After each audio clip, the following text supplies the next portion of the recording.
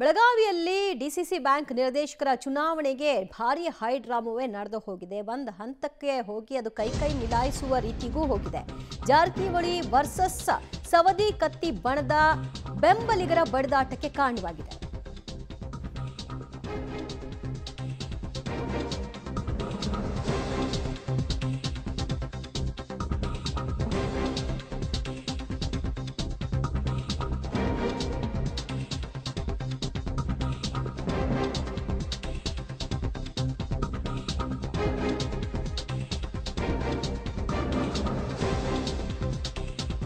Belagavi DCC bank ಚುನಾವಣೆಯಲ್ಲಿ ಭಾರಿ high ಡ್ರಾಮಕ್ಕೆ ಸಾಕ್ಷಿಯಾಯಿತು. Jarkiholi versus Savadi ಮತ್ತು ಕತ್ತಿ ಬಣ ಜಟಾಪಟಿ ಮಾಡಿಕೊಂಡಿದೆ. ಮತದಾರರಿಗೆ ಫಾರ್ಮ್ ಕೊಡ್ತಾ ಇಲ್ಲ ಎಂಬ ಗಂಭೀರ ಆರೋಪ ಇದೀಗ ಕೇಳಿಬಂದಿದೆ. 40 ಡೆಲಿಗೇಷನ್ ಫಾರ್ಮ್ ಅನ್ನ ಕೊಡ್ತಿಲ್ಲ ಎಂಬ ಆರೋಪದ ಹಿನ್ನೆಲೆಯಲ್ಲಿ ಆಕ್ರೋಶವನ್ನು ಹೊರಹಾಕಲಾಯಿತು.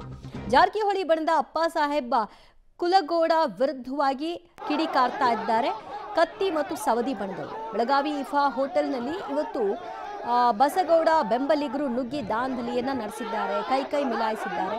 ರಾಯಭಾಗ ಕ್ಷೇತ್ರದಿಂದ ಕಣಕ್ಕಿಳಿದಿದ್ದಾರೆ ಬಸಗೌಡ ಆಸಿಂದಿಯವರು. ಚುನಾವಣಾಧಿಕಾರಿಗೆ ಈಗ ದೂರು ಕೊಡುವಂತೆ ಅಲ್ಲಿಗೆ ಬಂದಿದ್ದಂತಹ ಪೊಲೀಸರು ಹೇಳಿದ್ರ ಕಾರಣವಾಗಿ ಈಗ ಚುನಾವಣಾಧಿಕಾರಿಗೆ ದೂರು ಕೊಡುವ ಹಂತಕ್ಕೆ ಹೋಗಿದೆ.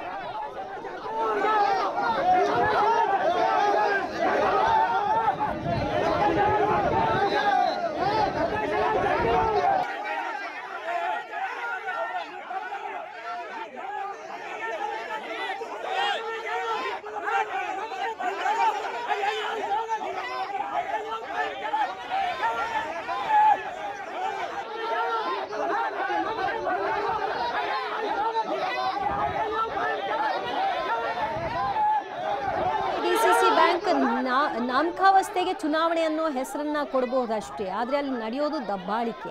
ಒಬ್ಬರನ್ನೊಬ್ಬರು ಹೈಜಾಕ್ ಮಾಡೋದಂತೆ, ಅವ್ರುಗಳನ್ನ ರೆಸಾರ್ಟ್ ಕರ್ಕೊಂಡು ಹೋಗೋದಂತೆ, ಫೈನಲ್ ಚುನಾವಣೆ ಇದ್ದ ದಿನದಲ್ಲಿ ಡೆಲಿಗೇಷನ್ ಫಾರ್ಮ್ನೇ ಕೊಡದೆ ಆಟ ಆಡಿಸೋದಂತೆ.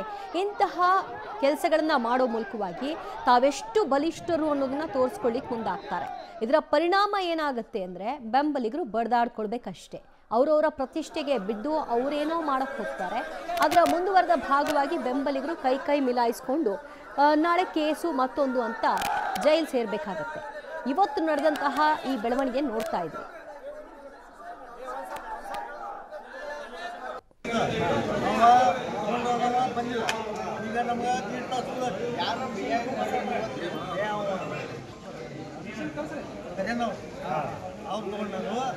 ಆ ಕಾರಣಕ್ಕಾಗಿ ಕೊಂಡಿ ಅವರ ಅವ್ರನ್ನ ಫಾರ್ಮ್ ಇಡಬೇಕು, ಅವ್ರಿಗೆ ಹೇಳಿಬಿಟ್ಟು ನಮ್ಗೆ ಟೈಮ್ ನಾವು ಅದಕ್ಕೆ ಕೊಡಲಿಲ್ಲ ಅಂದ್ರೆ ಅದಕ್ಕೆ ಈ ಕೊಡ್ತು ಆ ಕೊಡ್ತು ಈ ಕೊಡ್ತು ಆಗುವಂತ ಈಗ 2 ಗಂಟೆ 30 ನಿಮಿಷ ಆದರೂ 40 ಫಾರ್ಮ್ಗಳನ್ನು ಇಟ್ಕೊಂಡಿದ್ದಾರೆ. ಅಭ್ಯರ್ಥಿ ಜೊತೆಗೆ ಬಿಐಗಳು ಅಧಿಕಾರಿಗಳು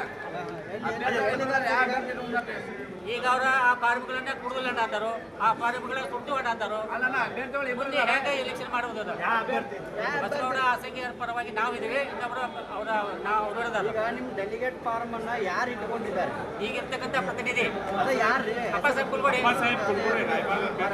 ಮತ್ತಷ್ಟು ಮಾಹಿತಿ ಪಡೆಯೋಣ ನಮ್ಮ ಪ್ರತಿನಿಧಿ ದಿಲೀಪ್ ಕುರುಂದುವಾಡೆಯಿಂದ. ದಿಲೀಪ್, 40 ಡೆಲಿಗೇಷನ್ ಫಾರ್ಮ್ನ ಯಾಕೆ ಈ ರೀತಿಯಾಗಿ ಬಲವಂತವಾಗಿ ಇರಿಸ್ಕೊಂಡಿದ್ದಾರೆ? ಈಗ ಫೈನಲಿ ಪರಿಸ್ಥಿತಿ ಹೇಗಿದೆ?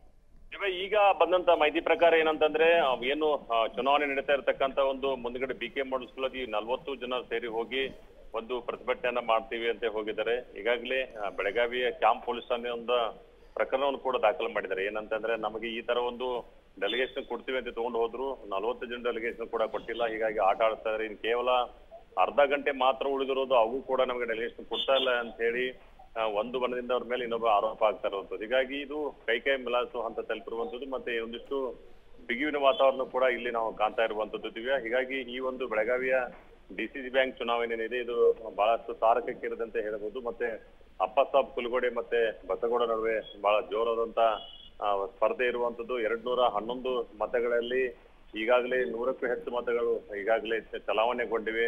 ಹೀಗಾಗಿ ಒಂದು ಚುರುಕಿನ ಸ್ಪರ್ಧೆ ಇರೋದ್ರಿಂದ ಈ ತರ ಒಂದು ಪ್ಲಾನ್ ಅನ್ನ ಮಾಡಿದ್ರ, ಒಂದು ತಂತ್ರವನ್ನ ರೂಪಿಸಿದ್ರೆ 40 ಜನರಿಗೆ ವೋಟ್ ಹಾಕಕ್ ಬಿಡ್ಲಿಲ್ವಾ ಹಾಗೆ ಅಂತ ಹೇಳಿ ಒಂದು ಚರ್ಚೆ ಆಗ್ತಾ ಇರುವಂತದ್ದು ದಿವ್ಯಾ. ಅಂದ್ರೆ ಸೋಲೋ ಭೀತಿ ಇತ್ತ ಜಾರಕಿಹೊಳಿ ಟೀಮ್ಗೆ? ಒಂದು ಯಾರು ಸೋಲ್ತಾರೆ ಯಾರು ಗೆಲ್ತಾರೆ ಅನ್ನೋದಕ್ಕಿಂತನೂ ಕೂಡ ಇಲ್ಲಿ ಕ್ರಾಸ್ ಔಟಿಂಗ್ ಆಗತ್ತೆ. ಈ ಕಡೆಯವರು ಆ ಕಡೆ ಹಾಕ್ತಾರೆ, ಆ ಕಡೆಯವರು ಈ ಕಡೆ ಹಾಕ್ತಾರೆ ಅಂತ ಬಹಳಷ್ಟು ಗುಮಾನಿ ಇರುವಂತದ್ದು. ಹೀಗಾಗಿ ಪ್ರತಿಯೊಬ್ಬರು ಕೂಡ ಒಬ್ಬರ ಮೇಲೆ ಒಬ್ರು ವಾಚ್ ಅನ್ನ ಬಿಡ್ತಾ ಇದ್ರು. ಜೊತೆಗೆ ಏನಂದ್ರೆ ಇಂಟೆಲಿಜೆನ್ಸ್ ಅನ್ನು ಕೂಡ ಒಳಗಡೆ ಟೀಮ್ಗಳೇ ಬಿಟ್ಟುಕೊಂಡಿದ್ರು. ಹೀಗಾಗಿ ನಮಗೆ ಬರ್ತಾ ಇರೋ ಮಾಹಿತಿ ಪ್ರಕಾರ ಈ ಟೀಮ್ ಏನು 40 ಜನ ಇದೆ, ಇವರಿಗೆ ಹಾಕೋದಿಲ್ಲ ಹಾಗೆ ಅಂತ ಹೇಳಿದಾಗ ಅವ್ರ ಕೈಯಲ್ಲಿ ಇರ್ತಕ್ಕಂತ ಒಂದಿಷ್ಟು ಏನು ನಾಮಪದಗೇನು ಡೆಲಿಗೇಷನ್ಸ್ ಇರುತ್ತೆ, ಆ ತಗೊಂಡಂತ ವ್ಯಕ್ತಿ ಸ್ವಿಚ್ ಆಫ್ ಮಾಡ್ಕೊಂಡು ಹೋಗಿದ್ದಾರೆ ಹಾಗೆ ಅಂತ ಹೇಳಿ ಮಾಹಿತಿ ಬರ್ತಾ ಇರುವಂತದ್ದು. ಪೊಲೀಸರು ಮಧ್ಯೆ ಪ್ರವೇಶ ಮಾಡಿ ಹೇಳ್ತಾರೆ, ಇಲ್ಲ ಅಂತ ನೀವು ಹೋಗಿ ಒಂದು FIR ಮಾಡಿಸಿ ಕಂಪ್ಲೇಂಟ್ ಅನ್ನು ಕೊಡಿ ಅಂತ ಹೇಳಿ. ಆದ್ರೆ ಚುನಾವಣೆ ಸಮಯ ಮುಕ್ತ ಬರೋದ್ರಿಂದ ಇದು ಹೇಗಾಗುತ್ತೋ ಗೊತ್ತಾಗೋದಿಲ್ಲ. ಥ್ಯಾಂಕ್ ಯು ದಿಲೀಪ್ ನಿಮ್ಮೆಲ್ಲ ಮಾಹಿತಿಗೆ.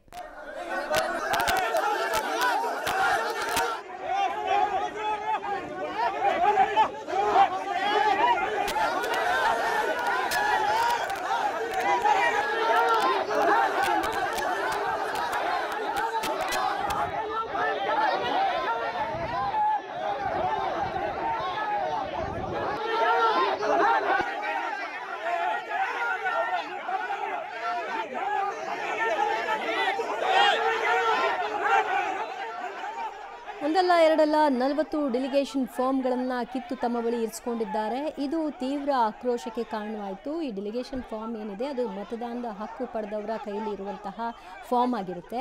ಅವರು ಪ್ರತಿಸ್ಪರ್ಧಿಗೆ ವೋಟ್ ಹಾಕ್ತಾರೆ ಅನ್ನುವಂತಹ ಗುಮಾನಿ ಅವ್ರಿಗೆ ಸಿಕ್ಕಿರುವಂತಹ ಮಾಹಿತಿ.